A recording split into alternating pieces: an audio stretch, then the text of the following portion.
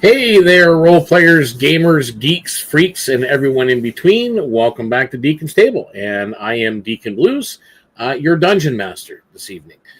We are going to be joining our cast of characters momentarily. This is part of our mini adventure mini series. We do four mini adventures that tie together in a mini series. This one is entitled Echoes After the Stars, and this episode is the Lanternless Night. So without further ado, let's jump in and meet our cast of characters. And we're one more to the stage, and we are short one person that will be joining us momentarily. But in the meantime, let's go across and meet everybody that we have here. Let's start on my far right. That will be Susanu. Susanu, who is you, and who are you playing this evening? My name is Susanu Tidebound. I am a blade-bound duelist. I am an Ogrekin. A big boy. Big boy, yeah. He's a big boy. He's an Ogrekin. Big boy. Excellent. And beside him, we have Carrie. I think we did that right this time. Carrie? Yeah, that's what we decided on. Who are you, and who are we playing this evening? I'm Lindsay, and I'm going to be playing Cowrie, Redtail nickname. She is a Vulpus Bespoke rogue, and she's a little bit of a pirate swashbuckler type. Excellent. I'm just going to try and see if I can set something here, guys, to see if it's possible. Yeah, so this way, if you guys actually, Lindsay, if you actually were able to change your name there, you can actually put your character name in instead of your own name. So that way, people watching will know who everybody is. Sorry, I just wanted to see if I can add that and manage to do it so far. And beside Cowrie, we have Kurt Willow, a.k.a. Chip. Who are you, and who are you playing? Hi, everybody. I'm Brady. I am playing Kurt Willow, also known as Chip. I am a Forceborn human who's a blade caller. Excellent. And beside him, we have Calvo. Calvo, who are you playing, and who are you? Well, I'm Ken the Friend. You can find me on Discord and YouTube as Ken the Friend, and I am playing a Deacon's special class, Frogkin, called Bog Caller. His name is Calvo, so he's got a little bit of magic, a little bit of divine, a little bit of heart. A lot of heart, I would think, from the way he's been portrayed lately. So, and of course, beside him, we have our big Winnie the Pooh, Cassanthor. Who are you, and who are you playing? Hi, I'm Dave. I'm playing Cassanthor, the Ursus Bearfolk giant barbarian, who is, yes, as just described, a huge Pooh Bear that can crush everything. Pretty much. This is our cast, and of course, as I said, we are short one. We will get to them when they are able to join us. Over the last couple of episodes, again, this is a four-parter. Oh, excuse me. Oh, my word. I don't know where that came from. My apologies. We basically were chasing mysterious illusionary lanterns that were floating eastward, through the marshlands and through the canals. These lanterns are generally meant for various rites and spiritual reasonings within Kelpwood. Kelpwood is a very superstitious town, being sea folk and in the marshes. And again, everything that plays out there, all the religions and the faiths, they all mix and they mingle, and everybody here takes everything to heart.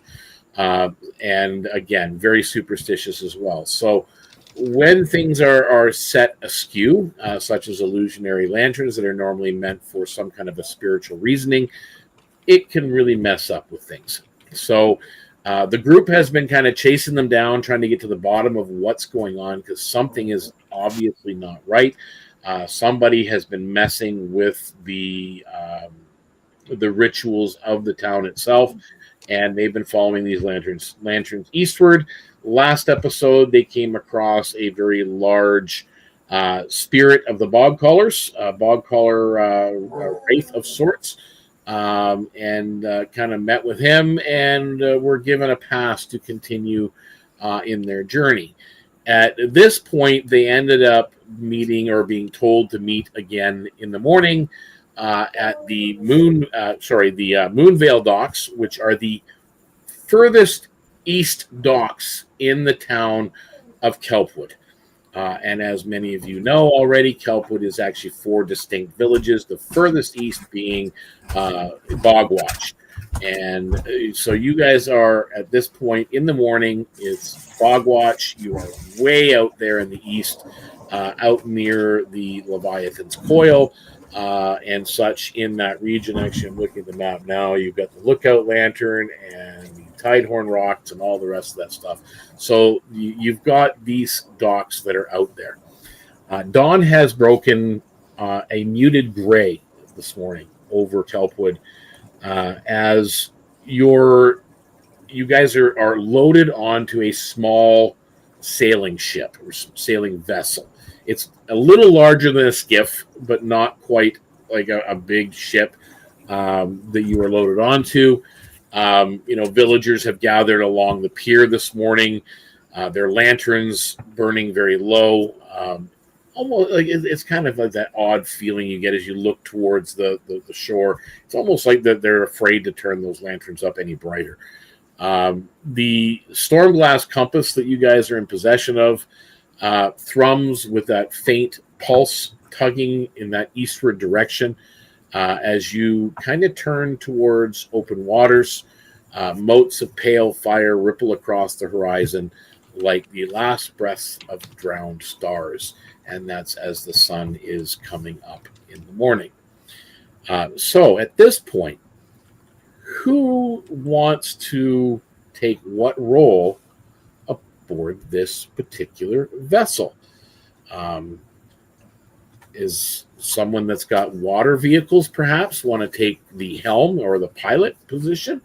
I will take that. So we've got Susan who's going to step forward. So our ogrekin is going to kind of step in and kind of control the helm.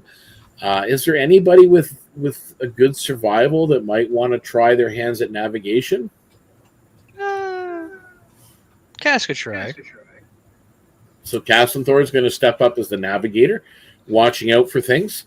And what about a lookout on the highest point up on the ship, which is probably be partway up the mast?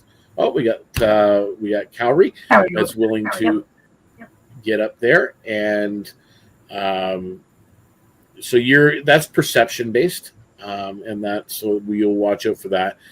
Anybody that's athletics or arcana. The arcana, you can be kind of like just watch for the strange and unusual, whereas if you're athletics or acrobatics, you can kind of do the deckhand type stuff, the ropes and the riggings and the sail. And Calvo, are you able to do either one of those? Well, he'll do arcana. He'll keep a watch out, but he's also got like a box of a dozen smoked eel that he's sharing for everyone so they can have a nice breakfast. Okay.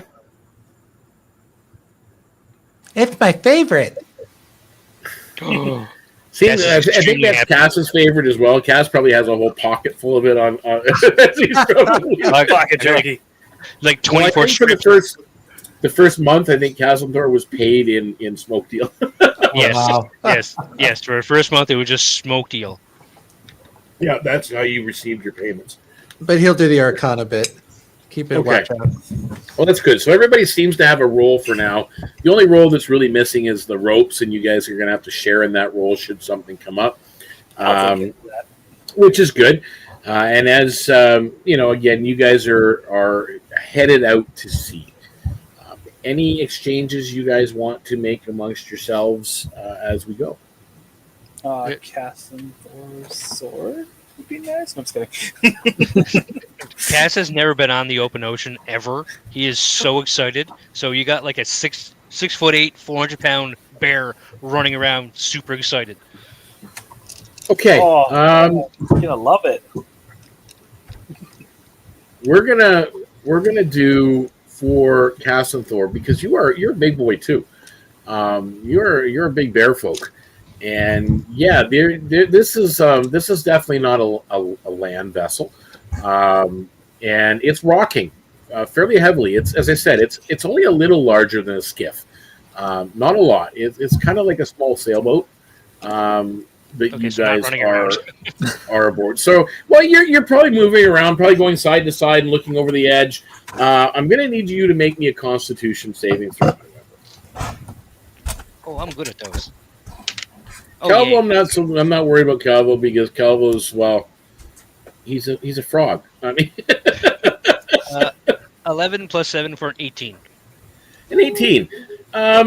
You feel queasy for maybe the first half hour of your journey, as you're headed out to sea, and the rocking kind of gets to you for a moment, and then you kind of take some deep breaths and you get through it, and you push on.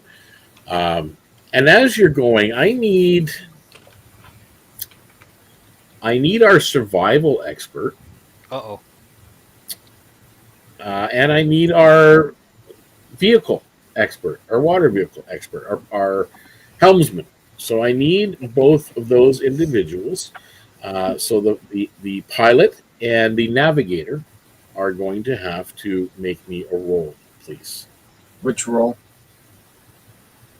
For water vehicles, we are going to do with you.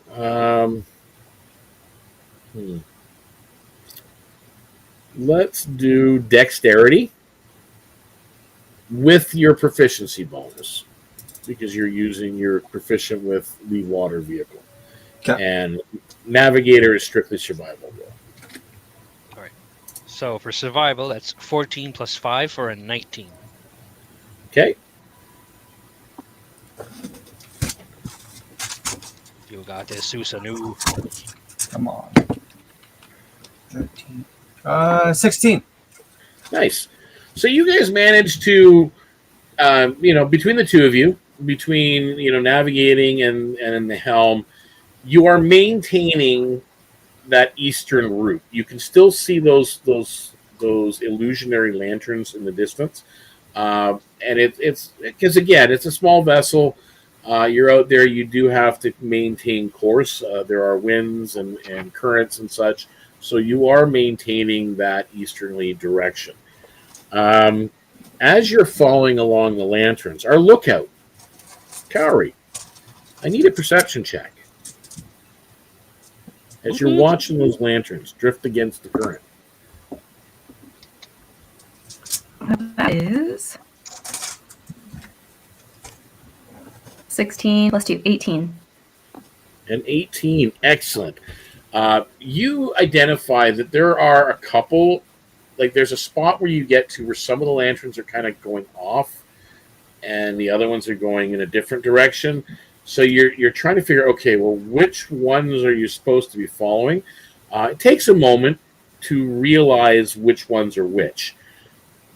And you do manage to continue in the eastern fashion, following those lanterns.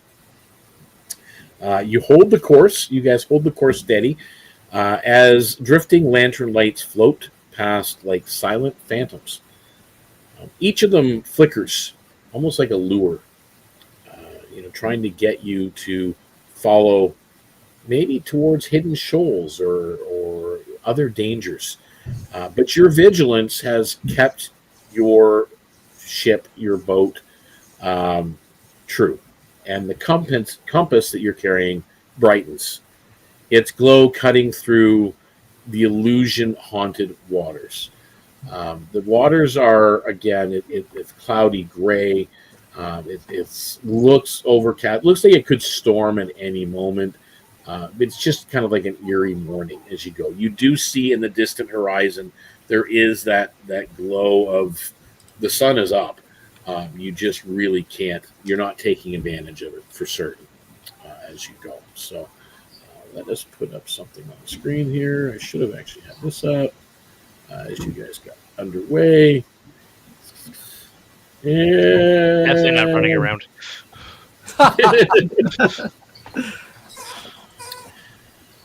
as you guys are going, maybe a couple of hours out now, the clouds get a little more turbulent looking. And all of a sudden, I need actually, Calvo, you can make me an Arcana check. 12.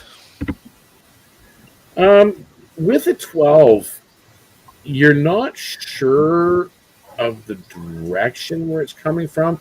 You guys know right now that your course that you're on following these lanterns is actually headed towards the shores of Nympha, one of the isles, the Seahorse Isles. So that's where you're kind of headed in that direction.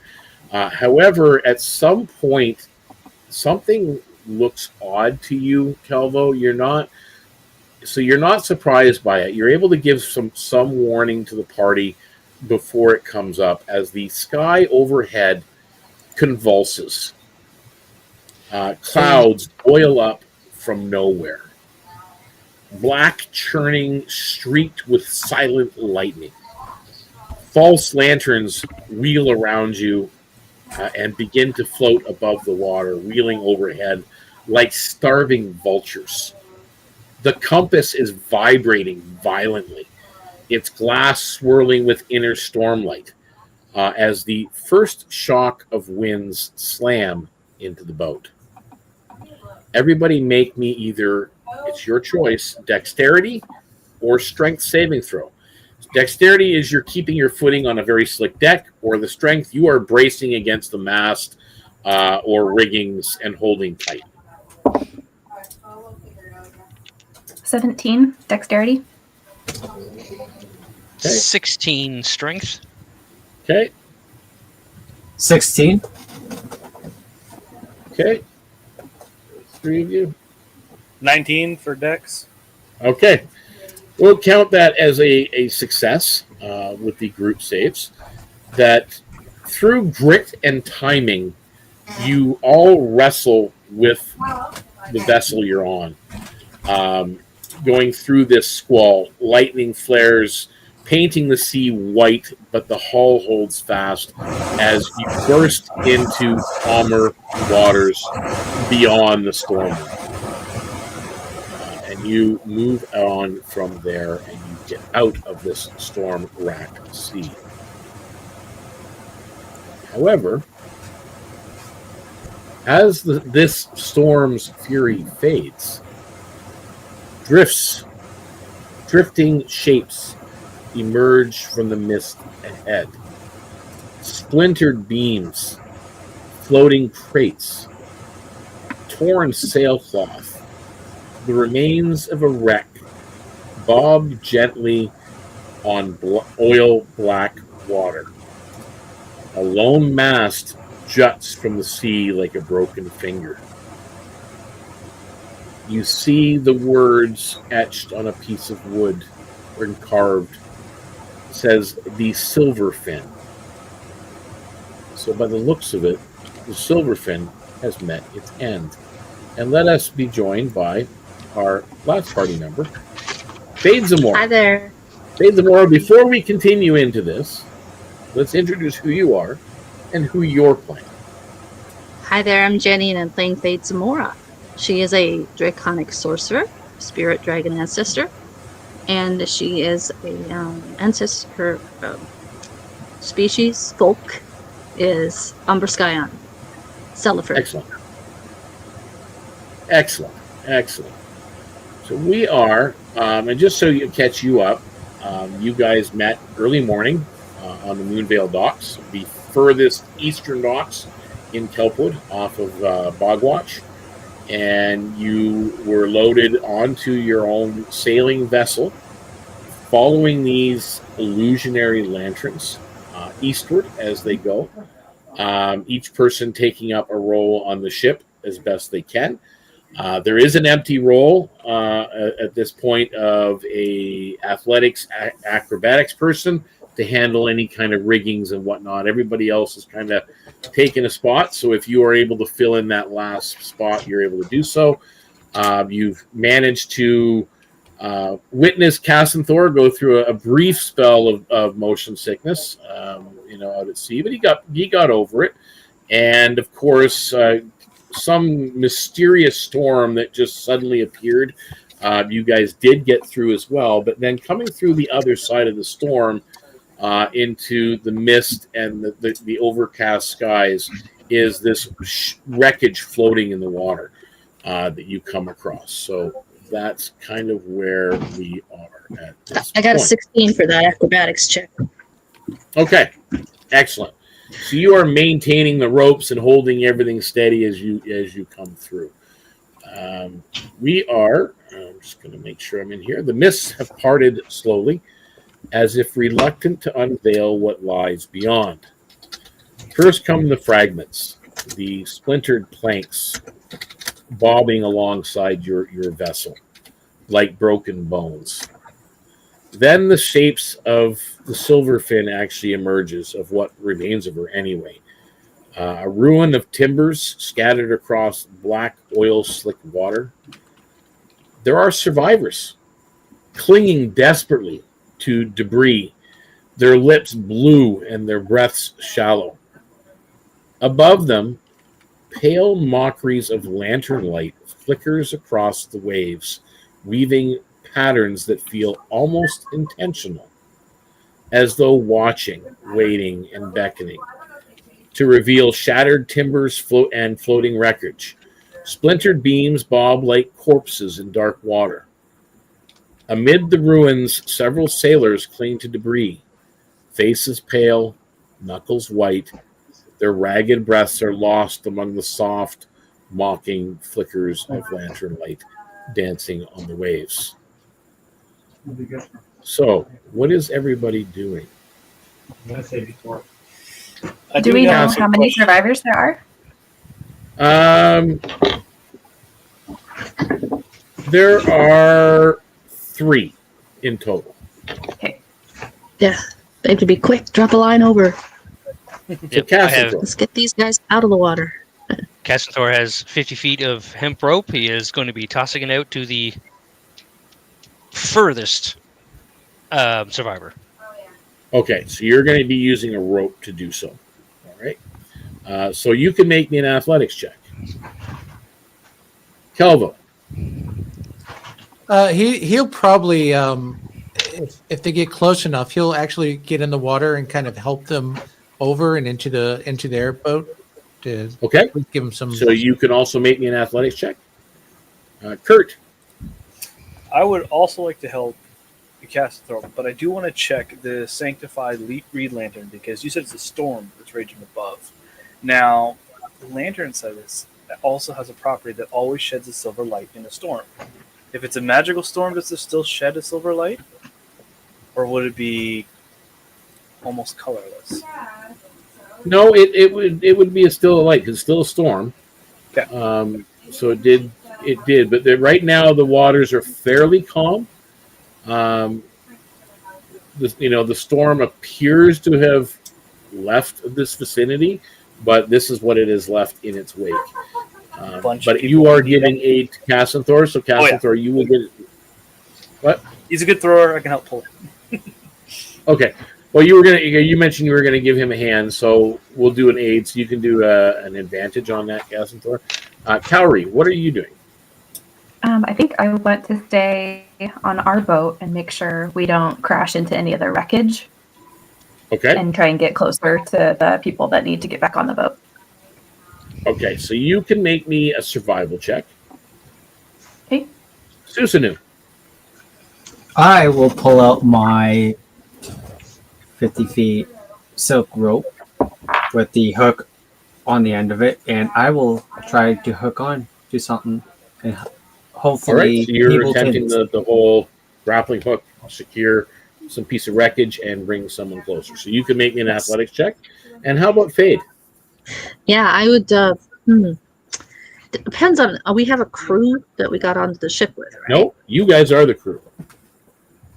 Okay, I would be helping Kaori then to keep the boat stabilized so that we can get close as we can without running into wreckage. So if you're going to help her, Kaori, you can make survival with advantage. So you can roll that one more time. And I'm going to go back to Castletor. Castletor, how did you do with the rope? With the advantage, nat 20 with a total of a 28. Oh, nice. So you do manage to be successful and reeling your survivor in. Kelvo, sure enough, the ship, your small vessel gets close enough to one of the survivors, and you get down there and you try to help them out. How did you do? A 10. So not so well. Kelvo's flailing in the water a little bit. Kurt, you gave aid to Castletor. Kaori, how did you do on that survival? 20. 20. She got a nat 20 for a total of 30. Was that a nat 20? Yeah, with advantage. Yep. Second one was a 20. Nice. So okay, you are again successful in bringing forward a survivor. And how about Susanu? How did you do? Nice survival. 14. Susanu, you managed to stabilize a piece of the wreckage that Calvo is actually struggling with the survivor who's kind of clinging on to it in desperation. They didn't want to let go, but with your help, you've hooked that and brought it closer. So Calvo, you managed to get your survivor on board, and Castletor the same thing, Kaori the same thing, and one by one, these sailors are hauled aboard your small boat. Their bodies are shaking, they're cold, and they have like a terror in their eyes.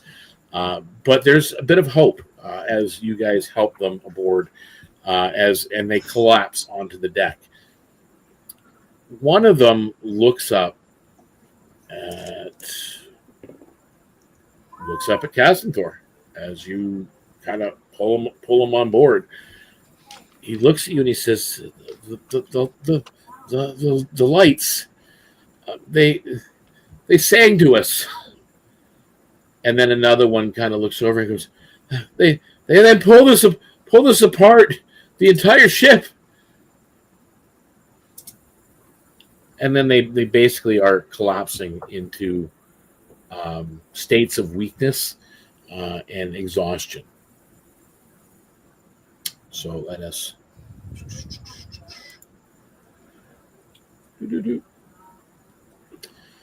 A sudden pulse of cold ripples across the wreckage and across the deck of your small ship. And every false lantern that you see out in the water flares, bright, hungry, and aware. The water beneath your vessel bulges as shadowy shapes rise from the water, limbs forming from swirling foam and drowned memories. They wear the faces of sailors long dead. Twisted by lantern fire that burns where eyes should be, each movement sheds sheets of ghostly water that evaporates into sickly motes of light. They glide towards your ship with silent purpose, their whispers echoing your own voices back at you in unison. The temperature drops. From beneath the waves rises the shapes of drowned sailors. Faces warped, empty, and burning with lantern flame, their eyes reflect your own as they lunge aboard, trailing ribbons of spectral water. There are 3 of them. So, with that, guess what? It's time for initiative. Initiative. Are they clinging to the side of our skiff? Skiffs are Oh, they're climbing right on board. Ooh, fun little guys. Okay. They're not even waiting. They're not hesitating. I'm not first this time. Okay. Hopefully not. We'll find out. It's not too bad. Cassantor. 15 plus 3 for 18. Okay. Calvo. 17. Kurt. 13. Kauri. 19 plus 7, 26. Sorry? 26? Yep. Mhm. Holy crap! Okay. Susanu. 5. And Fade. I know you're there somewhere.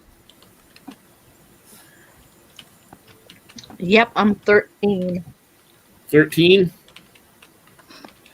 Well, guess what, Kauri? You get to go first. My dex is plus 3. Kurt Willow. Oh, goodness. Yeah, Kurt, what's your dex? Plus 4. So Kurt you go goes first. Okay, so I'll get to that. But anyway, Kauri, you're up. Okay, so they're getting on our boat already. Oh yeah, they're jumping on board. Great.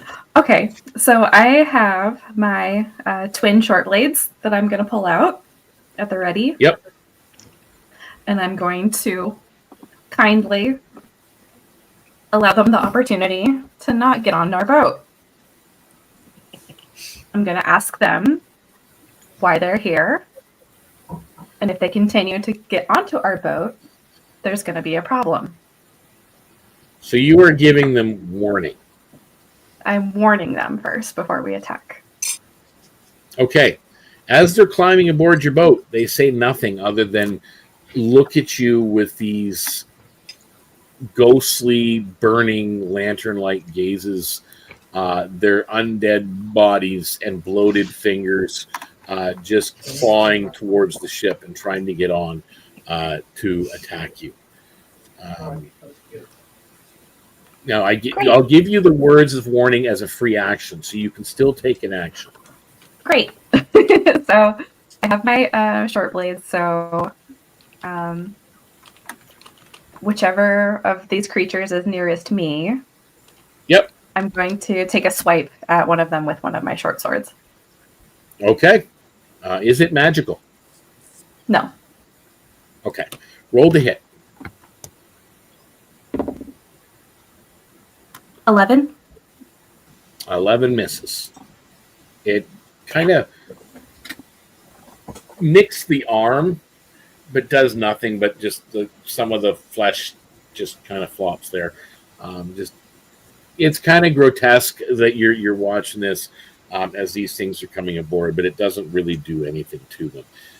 Next up, that would be me. So the first one, obviously, is going to go right after an every turn effect on Kauri. It will do reach out with its hand. And that is a 17 to hit. I believe that hits Kauri. Yeah. Yep, it does. Okay, 18 points of necrotic damage. Okay. And it's all you feel its hand grip your wrist and icy cold.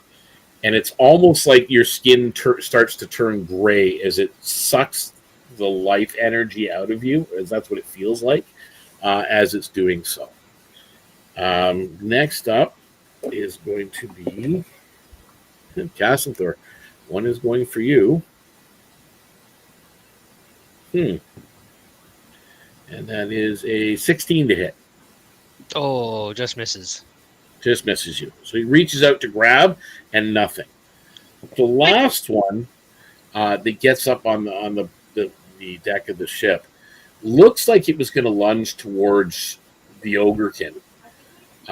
Stops momentarily as you see its gaze look upon you guys as the crew, and it's this lantern flames in its eyes flare Everybody make me a Constitution saving throw.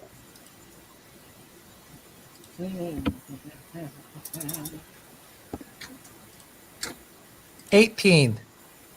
Also an 18. Okay. 13. 17. Tree. 3. Oof. How'd you do, Fade?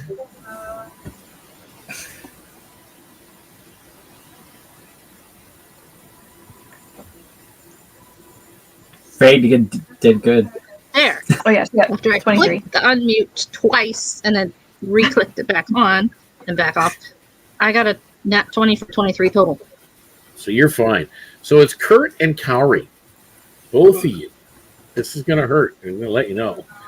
I'm just gonna fly. 22 necrotic damage. And both of you are blinded until the end of your next turn. Dang. That all you see in your gaze is because for whatever reason you caught its gaze and those flames. It's all you can see. You're blind until. So any actions you make until the end of your next turn are with disadvantage. So I will let you know that. That is the end of their turn, and now next up is Cassanthor. Well, Cassanthor does not like those things messing with his friends, but you notice he doesn't take wild swings. He takes practiced aim swings. Ooh, yay. So if the one that flared its eyes was closest to me, I would take a swing at that. If not, whatever's closest. He's not. He's the furthest away from you. All right. So that's a 25 and a 17 to hit the closest one to me. That's a hit. All right. So that's 5 radiant damage and 16. So 21 damage total. And it is magical. Very nice. Oh, wait. 2, because that was 2 hits, right? Yep. Ooh. 12 radiant and 14 regular, so 28 more damage.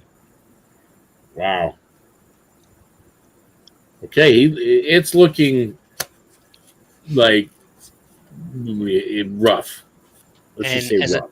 And as a bonus action, you notice that Cassanthor takes more of a defensive stance, which is just not normal. It's not like for him. Cass is looking different. So at that is Calvo's turn.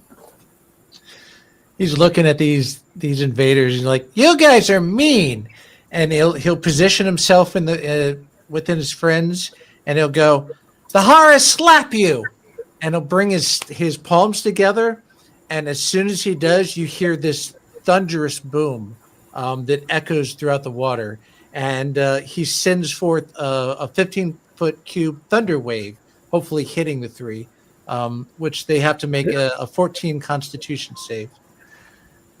Constitution save. Well, they do not have a bonus to that. So one does save though. 19. That's a fail, and that's a fail. So 2 of them fail. Okay, the one who succeeded gets half damage. Oh God, it's 3 thunder damage, but the ones who failed are pushed back 10 feet.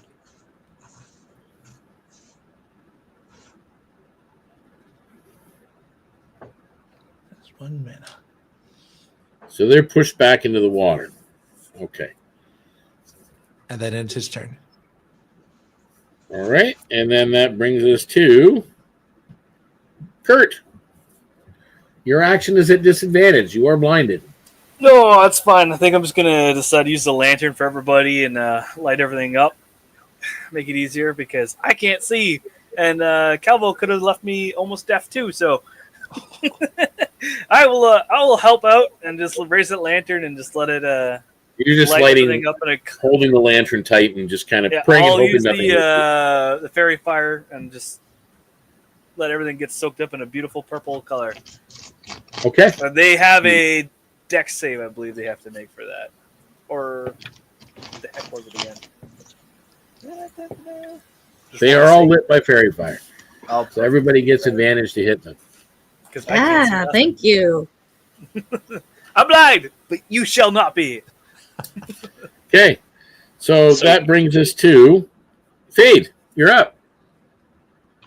Okay, so did the one Cassanthor hit go down with Thunderwave, or is it still standing? Nope, he did not. He's still standing. Okay. He's the one that saved.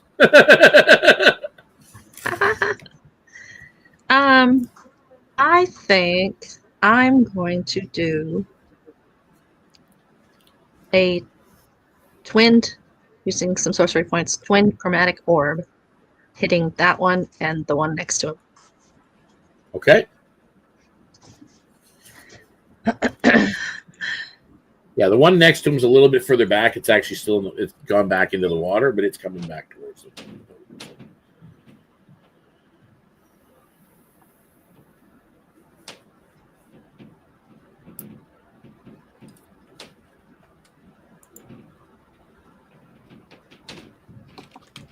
Momentary delay while I roll dice and bots in the Discord. I'm rolling separately. I think that's what I'm supposed to do. Oh, shoot.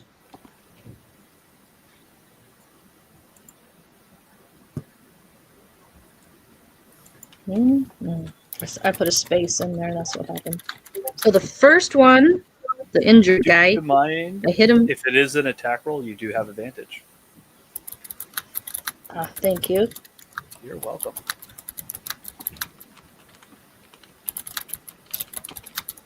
I have advantage on both those twinned ones. Yeah, because all the targets are lit Okay. up with fairy fire, which give you advantage on any attack rolls against them. Okay, so the first one I hit with a 15. Wait, no, that's not I rolled a 15. Forgot to put my modifier in. But chromatic orb has a +7, so that's 22 to hit him. That hits him. That Deacon? hits. Yep. Okay, so chromatic orb, and I did it. I'm doing this at second level. So it's going to be, I think, 48. Let me double check. Chromatic orb goes to each one above first. Increases by 1d8. Yep, I was right. So I need to roll 4d8. Da-da, da-da. Take him out.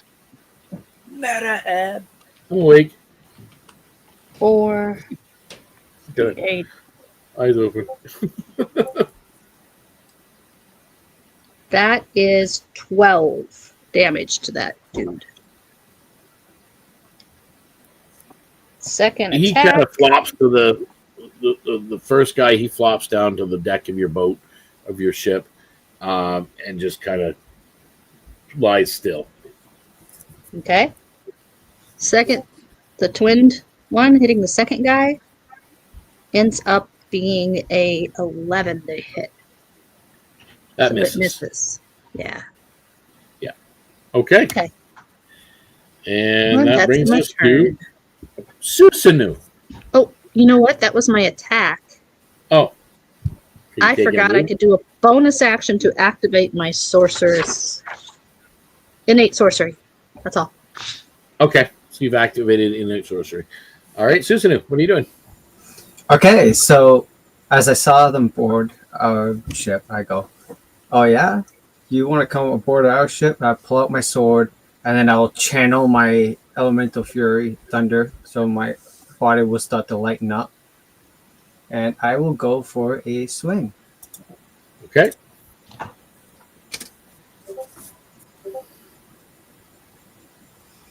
So that is a nat 20. Nice. Hit. 17. Is that a magical blade? Yes, that is. Okay. So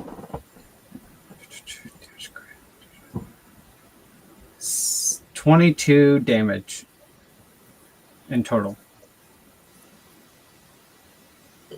Okay. All right. So he's hit. Is that the end of your turn? That is the end of my turn. Okay. Beginning of the round. Cowrie, you're up. And you have disadvantage. You're blind still. Yeah. Is my situation, would that be considered a grapple, or is it more dire than that? No, you're not grappled. You're just blinded. You've got free action, free movement. You can still swing at them, but everything you do is at disadvantage. And if you start moving around blindly aboard on the vessel, there's a chance you could go overboard. Gotcha. So since I'm blinded, I'm not going to try and use any weapons.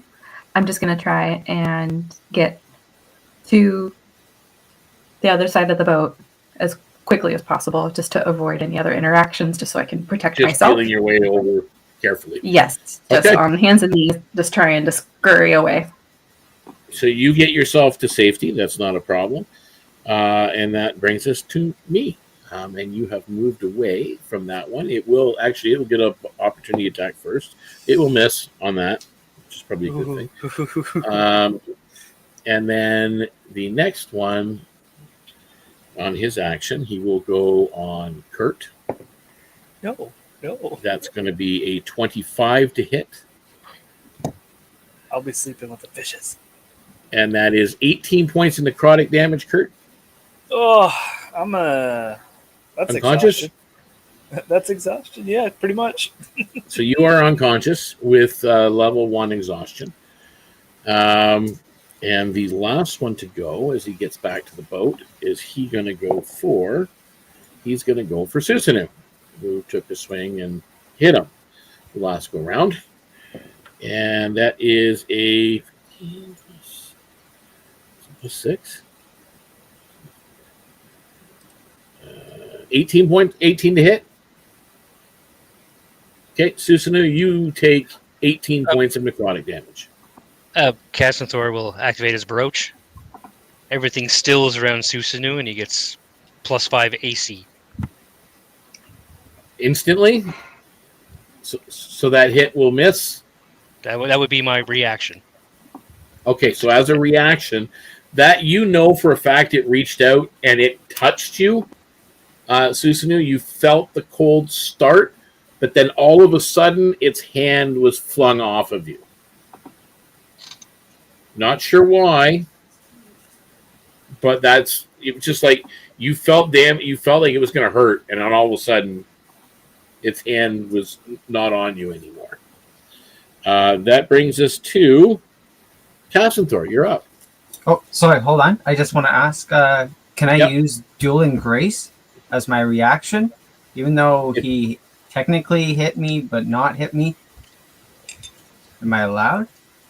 Well, he didn't. It wasn't a full hit. I'm just using it as a flavor thing. If he had hit you, then I would say, a reaction would be fine. But he really didn't hit you. Casanthor saved your butt. Yeah, okay. I will accept that. Yeah. Thank you. Casanthor, you're up. It's your action.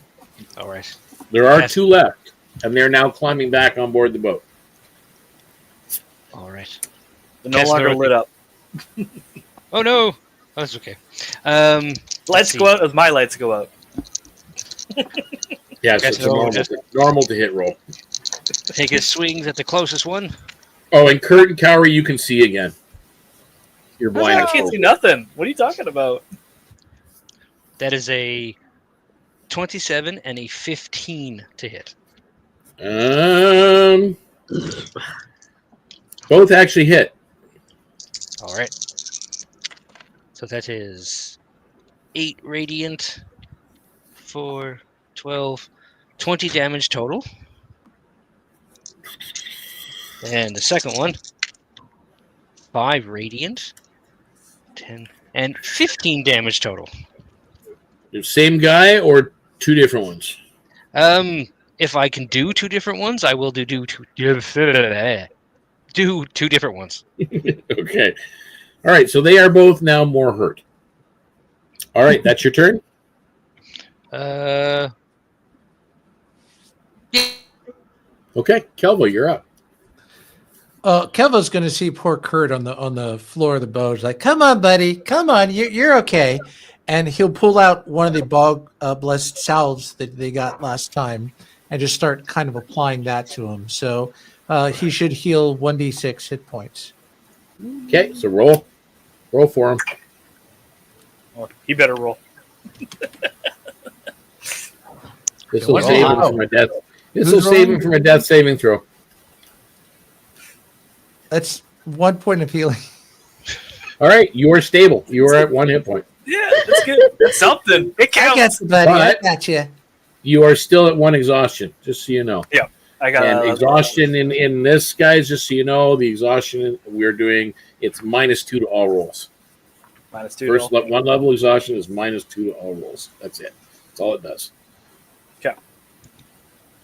Because Okay. he went unconscious or because he failed? Because he went unconscious. and he Because has I one went level. unconscious. Okay. Yeah, our death, just as for people watching, if anybody's wondering, rather than doing a standard death saving throw, what we do is that when you fall unconscious, you are immediately unconscious. You're at 0. You get 1 level of exhaustion. If at the end of the round, we will make a Constitution saving on their next turn, they'll make a Constitution saving throw. If they roll less than 10, rather than it being a death save, they now have 2 levels of exhaustion. And this will go until you reach 6 levels of exhaustion, which in D&D terms is death. You can no longer come back from that. If you are brought back to life, you can come back with the hit points that you are given, but your exhaustion will remain unless you were brought back with like an actual full spell, in which case your exhaustion will only be reduced by 1 from where it was. So if you were at 5 levels of exhaustion, you're brought back with a Cure Light Wounds, then you'll be at 4 when you come back, and it's -2 for every level of exhaustion. So if you're at 4 levels of exhaustion, it's -8 to every roll. So it becomes a little bit more challenging. Just a wee bit. Yeah, but it gives you more time. It doesn't necessarily mean to die. So, Yeah. All right. So Calvo, you've applied that salve. You gave him his healing points back. Yeah, Is it it's just 1? one, but You give me a whopping 1, which is better than nothing. Okay. Sure. And that would bring us to Kurt. It's your action as your eyes flutter open. Eyes flutter open. I kind of sit up a little bit and I look over. I'm like, "Come on, you my frog." gotcha. And I look over and see the 2 left. I'm like, "Oh, you on the left. You're my target." Like, I hate you guys. I'll go and I'll throw at the one that's closest to Cassenthor. Hopefully he's still within range so I can get Yep. a little advantage on this. Because -2, I need every benefit I can get. Yeah, that will be 13 to hit. That misses. Oh, and off into the water it goes. Good try, buddy. And I lay back down. All right, Fade, you're up. So there's still 2 of them standing? Yep. Okay. So let's see. Number.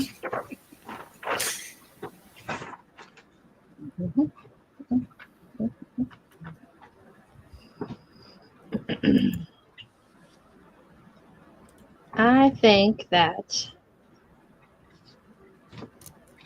I will do another 2nd level chromatic orb using sorcery points, so it's a bonus action. Okay. And then follow it up with a sorcerer's burst cantrip. That's my action. Okay. So Yep. rolling for the chromatic orb. That is a 23 to hit. That hits.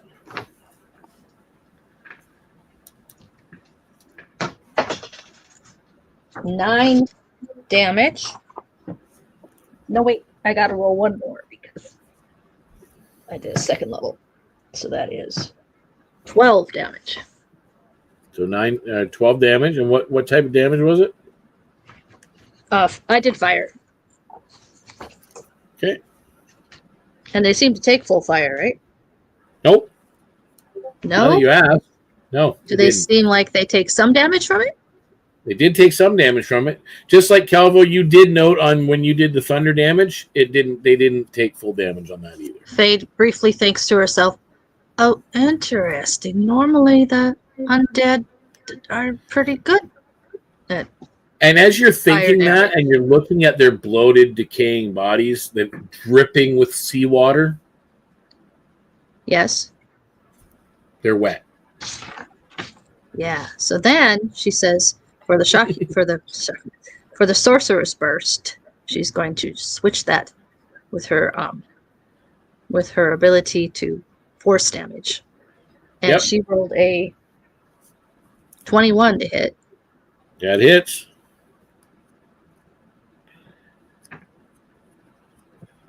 Nice.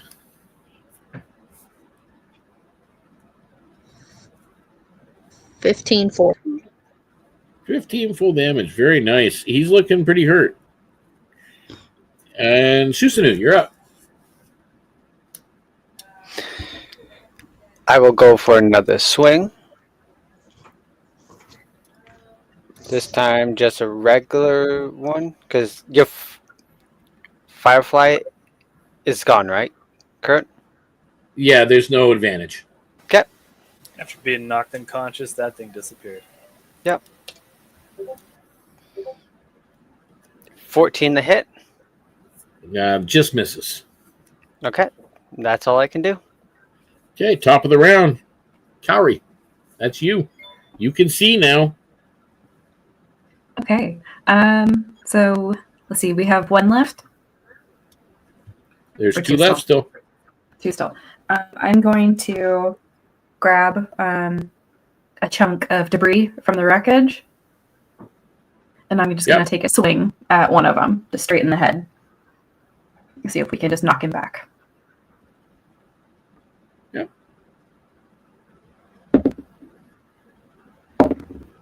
So I got 12 to hit. That misses. Damn. And then I'm just going to try and scurry back away before he can react. Staying out of their reach or trying to. Yes. Yes. Okay, and that brings us to me. And is it going to you or Kurt? It's going to go Kurt.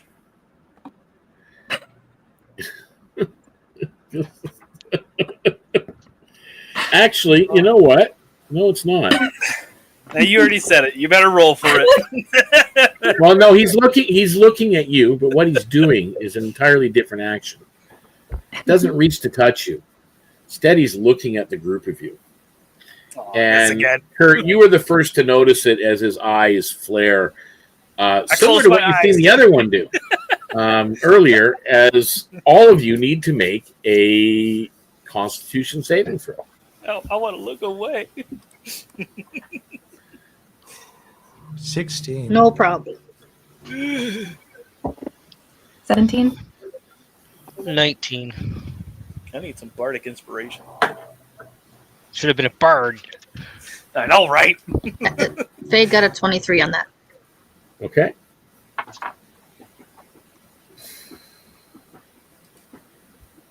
Is that everybody? That failed. What did you get, Kurt? That would be a straight roll because it's -2, so it's 6. I look at him, I flip him the finger, and pass out. Okay. So you fail again, Kurt. Is anybody else roll under a 14? 14? Kurt, you got to stop that. Nope, that's it. So, Kurt, you're blind again till the end of your next turn, regardless, but you're actually unconscious as you take 22 I also more. rolled 10. Oh, you rolled a 10? So you take 22 necrotic damage, Susanu, and you're blind till the end of your next turn. Thank God it's only 22. Could have been a lot worse.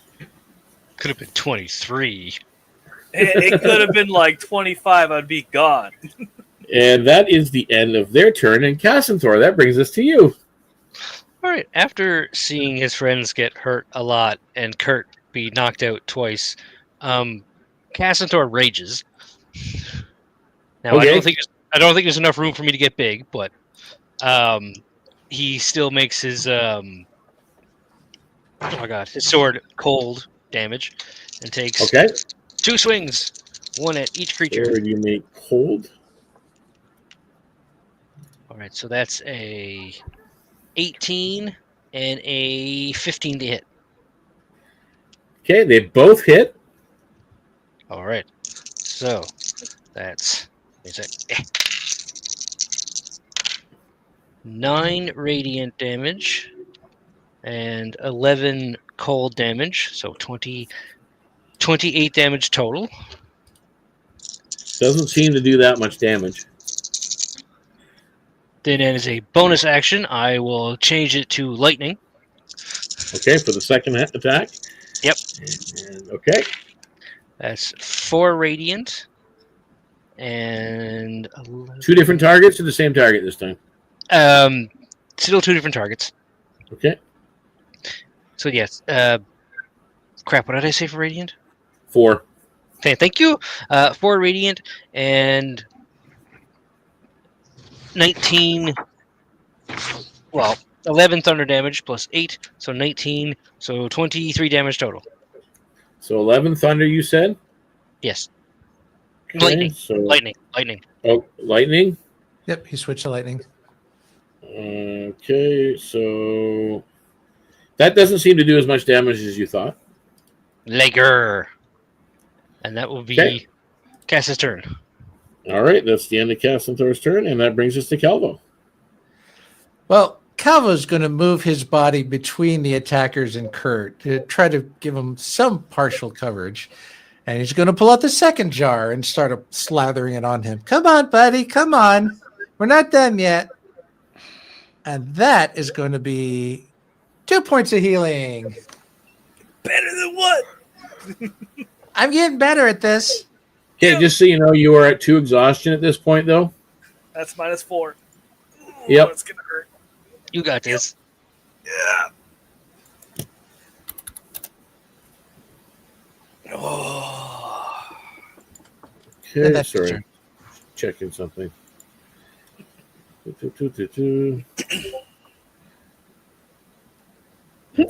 Okay.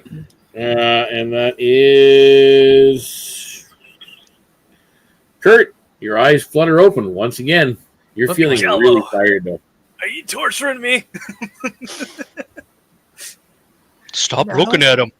Oh God, guys! I look over in the distance. I put my eyes on one target. I'm like, I gotta try. Can't say he doesn't try.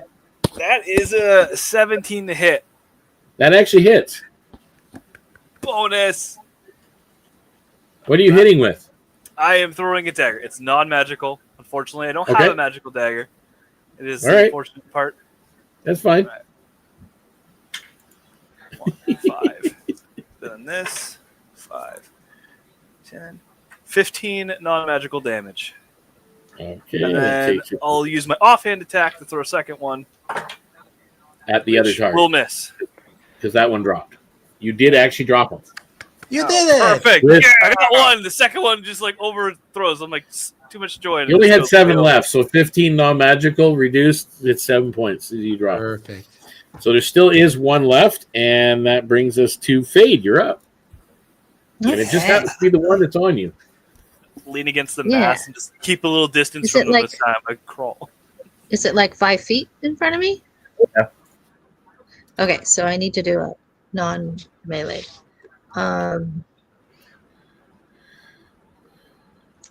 Let's see. This does.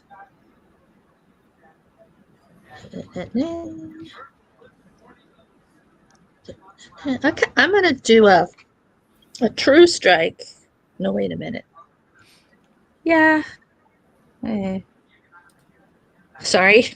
Think. Dink, You dink. know what? I'm gonna umbral step. That's a bonus action. It's one of her effects. And You're gonna teleport vein step. umbral step. Oh, you're gonna do the umbral step. Okay. Yes. To like 10, 12 feet away from him. So enough that I can do an attack. All right. So you're in the back of the boat. Yeah. Okay. Oh no, I won't be able to go too far because the boat ain't that big. But then I'll do let's see. I will hit him with a. I'm gonna hit him with a magic missile. Okay. And I'm gonna quicken cast that to make. Oh, I can't. I did a double step. Never mind. Let's see. Magic missile. Yep. Okay, let me look here. And I'm going to do that at level 3. Magic missile. All right. Come up. Gosh, slow tonight, the look up stuff. So for 1 more dart for each spell slot above 1, so that's 5 darts. Yep. So poof, poof, poof, poof, poof, poof. Ready? These 5 spectral darts fly from your hands and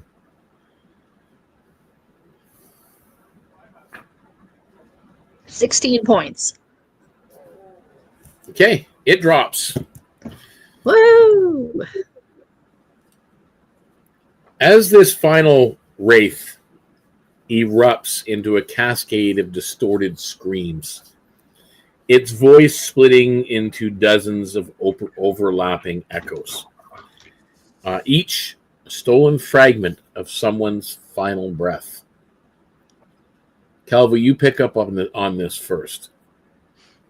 The lantern flame at its core flickers violently before collapsing inward with a sound like a snuffed candle.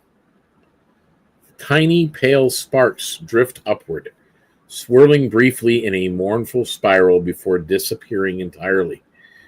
With their light gone, darkness settles heavily over the waves, broken only by the ragged breathing of the surviving sailors huddled at your feet on the deck.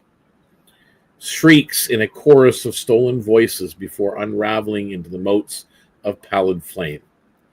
The lantern sparks drift upward, flickering. They finally die, and the soft lap of waves and the gasping breaths remain. We need to switch. Oh, we're not there yet. One of the rescued sailors is trembling uncontrollably as he's clutching some kind of a charm to his chest. His eyes dart between the lantern light from Kurt's lantern that he's holding up,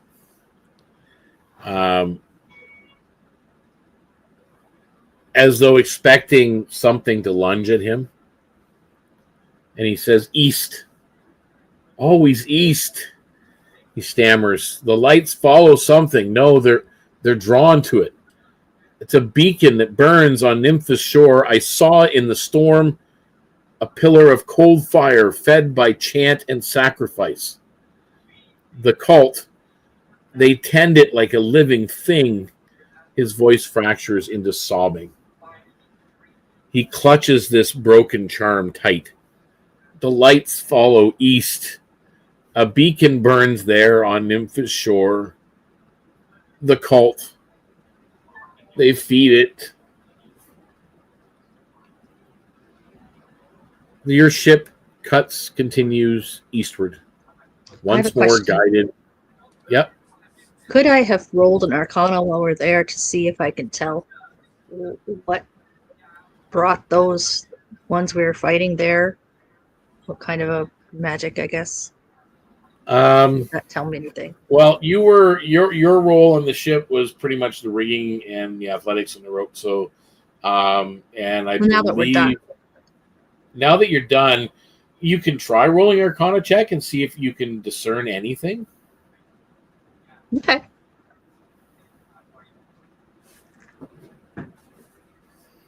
And you're taking a much closer look at your surroundings as you're doing so. 22.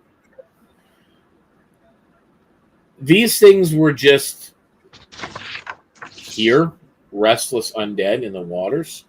But now that you're taking a closer look at the waters as you're casting or as you're using your Arcana skill, this wreckage area where you've got the 3 survivors on the deck of your ship, all around your small vessel are floating bodies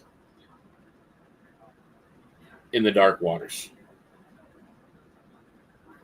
There's From the probably 24 bodies at least that you can see just floating in the water.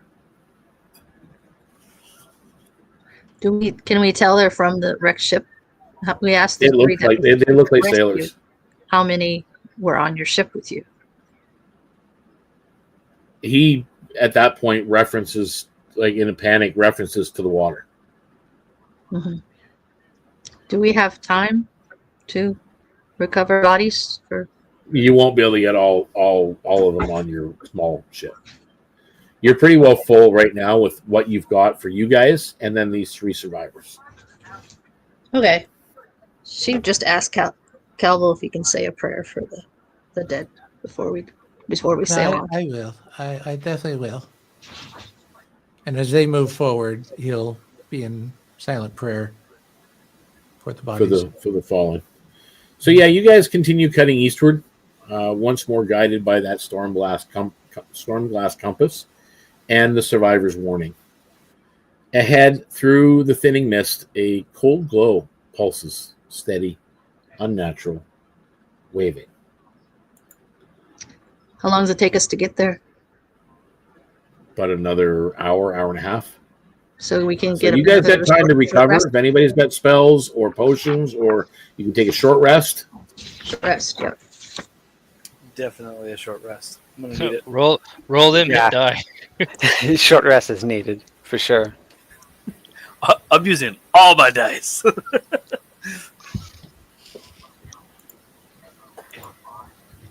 I kept feeling bad that they weren't attacking Fade, They're supposed to attack me. yet she kept making her Constitution saving throws. I fail all of them. Well, that's That's one of weird. her proficiencies, though. So she has a higher bonus. What? Did I miss something in our group chat? Probably did. Oh, maybe. Yeah, just for the record, guys, while we're playing, I generally I can't pay attention to the Discord or to the chat here. Yeah. I can barely keep track of the comment section. Oh, Oh, it's all good. You solved the issue anyways. Yeah, just letting you know, if you ever do have something you want to draw my attention towards, feel free to say it in the stream, and then I'll look at that point and kind of pull it aside. If it's something you don't want everybody to know or whatever, it doesn't make a difference. So we'll go from there. So yeah, you guys can do what you need to do in a short rest time, in the time it gets there. But as you continue, it's like you've been out at sea for pretty much the day overall. From start to finish. Dusk is now bleeding across the horizon as your small boat grinds onto the grit of Nympha's shore. The air is unnervingly still. No wind, no birds, only the slow breathing of the tide. Wrecks line this beach like toppled gravestones. Their shattered hulls jutting from the sand at desperate angles. Lanterns hang from broken masts, not glowing, by the way, like you see in the thing.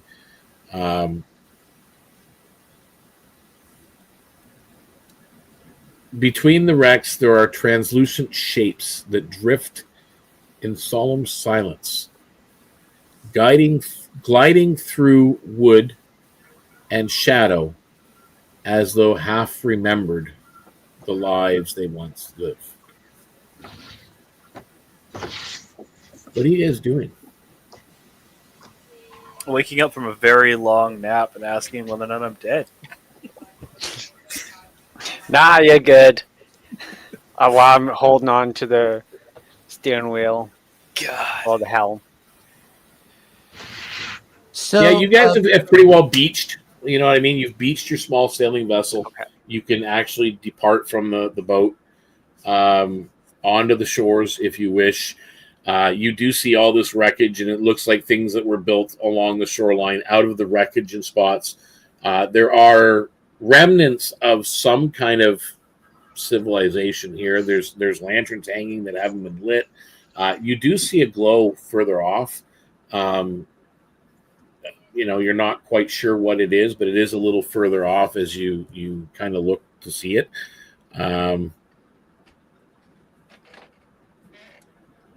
And all you see is, as I said, looking ahead towards that glow, there are these translucent shapes that are passing between vessels. does it look like these shipwrecks have been here for a while, or do all of these look really recent? No, there's a mix. Okay. Some of them look pretty recent, but there are some pretty old wrecks here. Okay.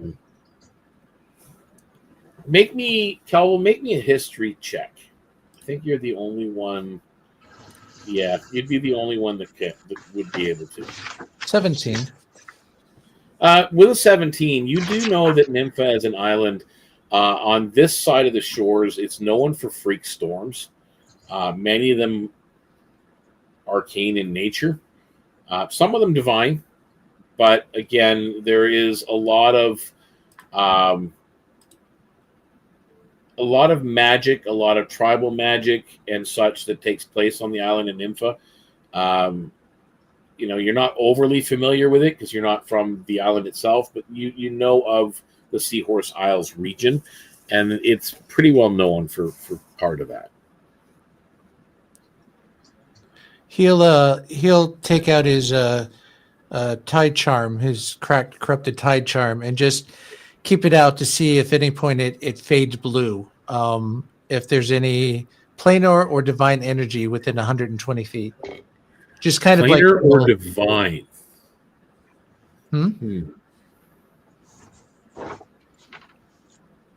I don't think that would be planar. But he'll have it out just in case, just kind of like if it pings or anything as they're walking along. Yeah, so as you guys are on the shore and you start moving towards that beacon that this thing is pointing towards, the glowing light in the distance, you're going to be passing through the area where those translucent shapes are moving. Your thing is not giving off any symbols of divine nature or planar nature whatsoever. Clearly, these figures, though, as they're moving, are undead. That is, a given at that point. But the first things you come across are these. They look like phantoms, very translucent in nature. You can see through them, but they are dark shadow, and they're moving about, from spot to spot. What is your intent? Are you just kind of pushing your way through to get rid of these undeads? Or are you just kind of moving about them to try and continue on your journey? Cass would try to avoid them as much as he could while moving through. So Cass is going to do an avoidance method, okay? What about Kelvo? Kelvo is going to kind of stick with Kurt and kind of be a shield, make sure that no other attack comes his way. So wherever Kurt's going, Kelvo's will kind of keep close to him. Okay, so Kurt, what's your intention as you see these figures? I sandwich myself between Cass and Calvo. I'm like, don't let nothing fucking touch me. Okay. Cowrie, what are you doing? I'm gonna follow suit. I'm gonna sneak. I'm gonna try and just stealthily just tiptoe around. Okay, so you can roll me a stealth check because you're the first person that said sneak. Fade, what about you? Stealth. Definitely stealthy. Okay, so Fade, you're going to roll stealth as well. And Susanu, what are you doing? I'm too big to sneak. Yeah, you know So stealth. I will go with Cassathor and Just avoid try to be them? outskirting it. Yeah. So how did my two ladies there with stealth do? Let's see. 22. Okay.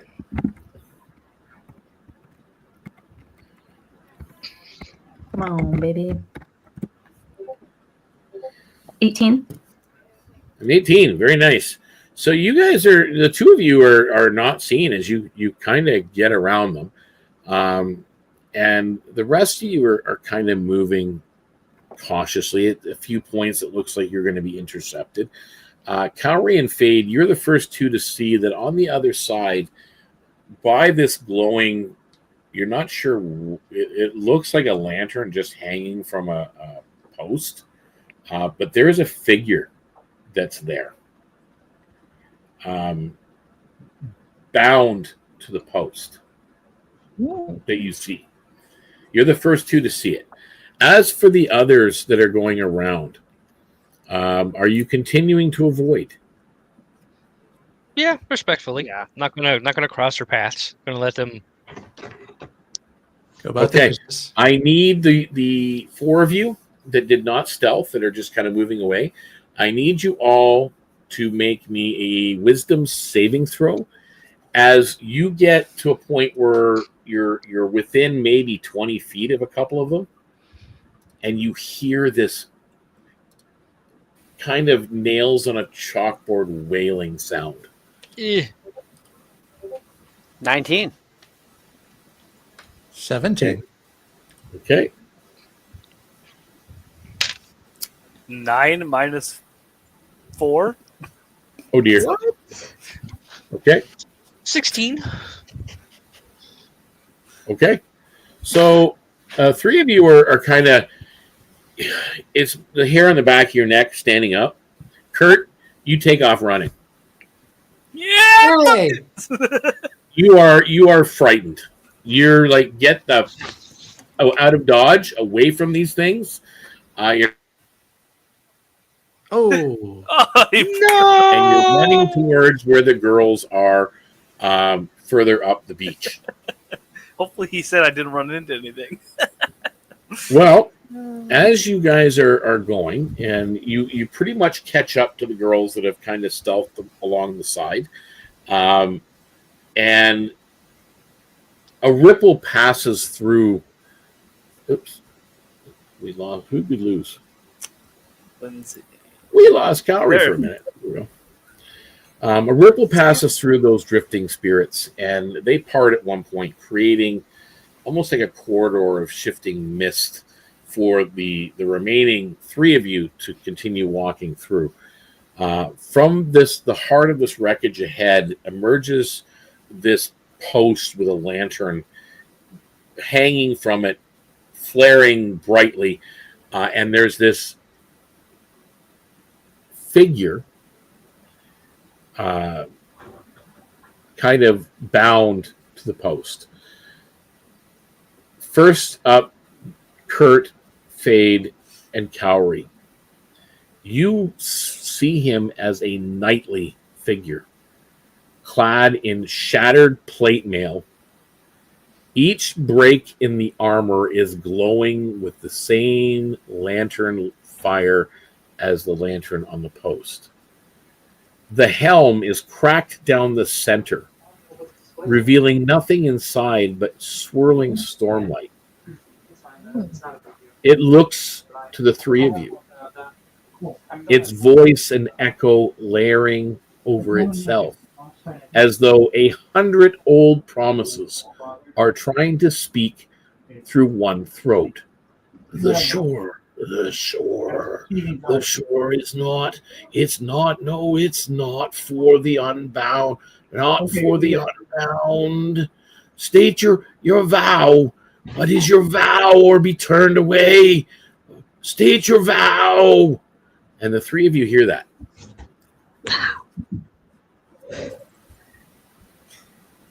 What are the three of you doing? Fate steps forward and says, I have no vow except this I now make.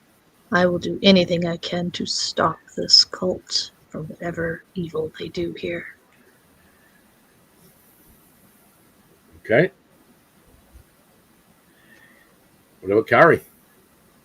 I'm going to stand in front of Kurt just because no, he's still recovering. So just as an added comfort. Freaked out, scared, and everything. Yeah. And then Thanks for blowing our cover too. You're welcome. So I'm just kind of reaching behind me, just kind of easy. You still there? And, You're there. Okay, so you're just standing protection. Yes, standing. And you're not saying frenching. anything.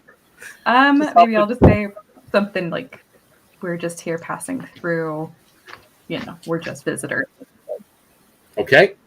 And Kurt, as you're running in fear away from those things behind you, you all of a sudden are looking at a spectral knight bound to this post that is just spoke those words. What are you saying? I'm like catching my breath. I'm huffing and puffing, and the first thing that comes to my mind, because I'm exhausted, I'm not even thinking about it. I'm like, whew, my vow is not to end up like you. Okay. All right, so I'll make note of that. The others catch up. And you overhear the last part of that conversation. Be state your vow or be turned away. That's the part that you've heard. And it was, as I said, it's just like that overlaying of echoey voices. What are you guys doing? Casanthor will step forward. My vow is to protect the people of Kelpwood, and whatever's here is preventing that, I will stop it. Okay. Susanu. I go up to it. I vow to protect Keltwood and figure out what's going on here to deal with it. Okay. And Kelvo. We have come, and I have come in the name of Thara and Brolene to help my friends here face the threat that terrorizes Kelpwood.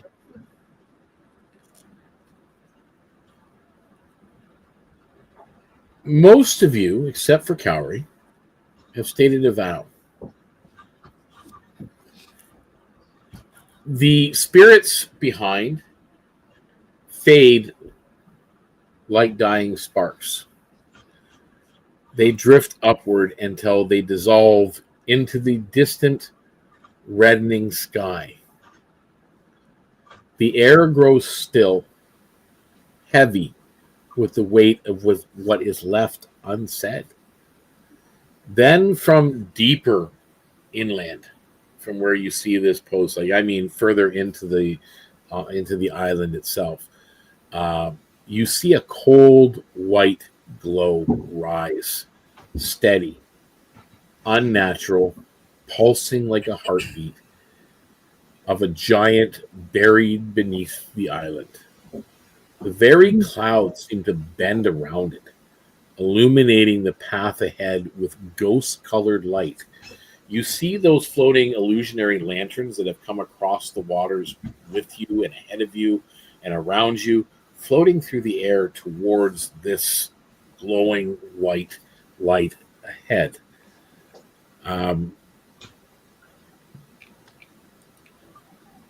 This guardian, you see the shackles on it break as it takes a step towards the group of you. It pulls from its back a glowing blade, basically a long sword, but glowing with like lantern light along its edge. From a worn ancient buckle, it pulls looks like a small black rod about yay long and holds it in its hands.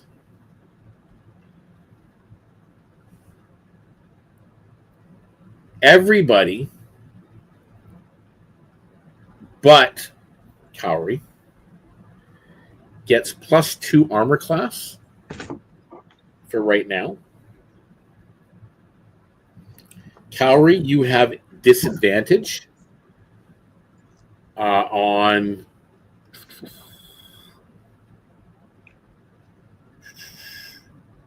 your next 2 rolls of combat, so you can make note of that somewhere. That it's there. So you have disadvantage on your first 2 rolls of combat, and the rest of you have +2 to your armor class at the moment. And with the shore behind you and this storm-warped forest ahead, this figure vanishes. Just kind of wisps away in fragments. There is a narrow path ahead, a winding trail of pale rock.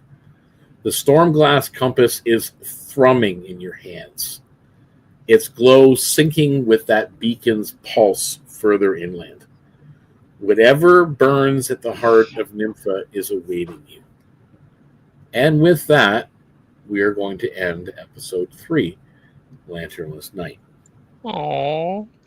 Oh, wow. Yeah. Ended early Well- despite our late start. Yeah, Should've well, we actually started on time. We started without you, Fade, just so you know. So we did keep going. This could have gone longer. However, the majority of you chose to speak a vow. Had you not, it would have been a different environment entirely, as the lantern-bound guardian would have taken action at that point. You guys did good. We avoided a battle. So Sarcastic. I want to thank Okay. everybody for tuning in and watching this episode of the part 3 of 4 of Echoes After the Stars. This was Lanternless Night, where the party has left Kelpwood and now stand on the shores of the island of Nympha in the Seahorse Isles, a very haunted shoreline that they are currently at. So that is where the party will begin next episode. I just want to kind of go over and recap a few things with everybody that you did face. You do know that there were other creatures. The first ones you fought were the false lantern wraiths out of the water. Yes, they were resistant to acid, fire, lightning, thunder, along with the typical bludgeoning, piercing, and slashing from non-magical. But they were also completely immune to necrotic, poison, and cold. Just so you are. Yeah, exactly. So, just so you are aware of that, the 2 things that you bypassed that were moving about, that you got the whale from, those were shore phantoms. They have the haunting whale, and they have a nice spectral slash. And this guy, of course, was the lantern-bound guardian, a spectral knight, where he can demand at any given time, which he did at the beginning, that you make a vow. And for those that refuse the vow, he will give you that disadvantage on your next 2 combat rolls. But he used the Beacon Ward wand on the remaining group of you to give everybody, all these people he now considers allies, a +2 armor class. For you don't know for how long, but you currently have that ability. But yeah, he could have attacked. Ouch. So scared of the things on the beach, I didn't even know he was a friend. Yeah, exactly. So, you guys did really, really well. I just want to kind of total up your experience points here. We'll give you 9 for that. We'll give you 3 there, so 1, so that'll be 1,000. So 18, 1,900 there, and you did completely defeat these guys. 33, so 40, 52 divided by 6. Billion. And shoot, 900 experience points each. 900. Yes. Yay. And as of yet, no treasure. The treasure are the memories we made along the way. Well, you do have 3 sailors that are still sitting on your boat, kind of watching it, resting, that are rescued from their shipwreck. But who knows what that will bring, but you'll figure that out later. So anyway, that's where we are right now. And again, I want to thank everybody for tuning in and watching. We love you very, very, very much. And we wish you all the best. And of course, with Thanksgiving for our southern neighbors coming up, happy Thanksgiving as well, because our stream on Thursday is canceled. Happy Turkey Day. So we will not be running Southern Expanse on Thursday night. We'll be back Saturday with a one-shot, which I think we're going to live stream from 6 p.m. on Saturday evening. And that's the one-shot that deals with the events of the Saturday Discord roleplays. So if anybody's Is there a normal up, Saturday Discord roleplay this Saturday before that? there is no Discord roleplay before that. It's strictly the one shot that these things lead into. That is coming up. Obviously, with Christmas coming up as well, with December, some of our live streams will be altered and cut short. However, we are still continuing to do things on Discord. You can see down below us here the thing that's going across the screen. Follow that link, join our Discord, become part of it. You can take part in the games and be part of it that way. But we do have a lot going on. There'll be Saturday Discord events for the first 2 Saturdays in December. Both of them will revolve around Castlethorpe. I will warn everybody now, because the one shot that is on December the 20th, that is part of the Saturday role-playing events, is Castlethorpe's adventure. Something to do with his character. So it is tying something in. So I'm sure he will be recruiting people that he's familiar with for the game. If you're able to play, it will not be a standard 2-hour session. It will be a 3-hour session. It will be like an actual one shot. So about 3 hours, 6 to 9:30 ish. And it's a little bit different than what we've been doing. It's actually going to take us a little bit away from Kelpwood and a little bit away from the Treacherous Isles. So, yeah, it should be fun. Dun, dun, dun. Da, da, da. It has something to do with the wonderful story he's carrying, too. So, yeah, we'll go there. So, anyway, everybody watching, bye for now. We will see you next time. And in the meantime, may all your rolls be critical. Not just the 20, but also the 1, because as a DM, those ones can be just as much fun. Just saying. Bye for now. We'll see you next time. Bye-bye. Bye.